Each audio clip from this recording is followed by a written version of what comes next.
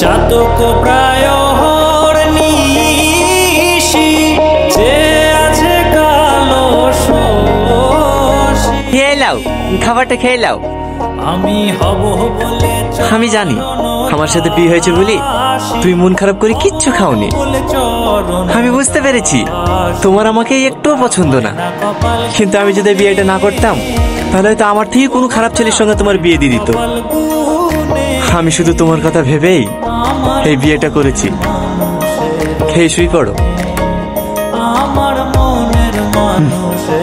ভয় পেও না, আমি কোনোদিনও স্বামীর অধিকার নিয়ে তোমার সামনে এসে দাঁড়াবো না, সেইটুকু বিশ্বাস করতে পারো।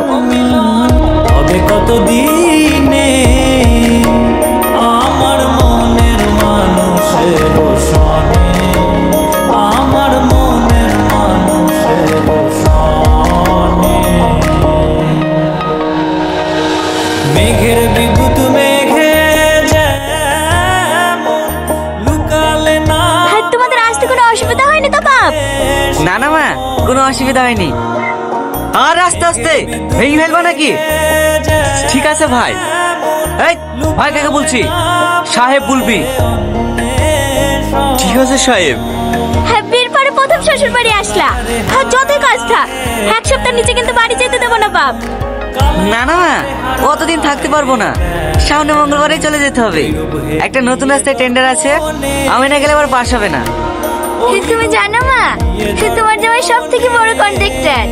তোমার জামাইয়ের আন্ডারে তোমার জামাইয়ের ওখানে বিশাল সম্মান, কেউ স্যার ছাড়া কথাই বলে না।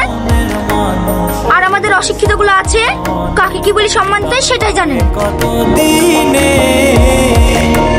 ও মিলন হবে কতদিন।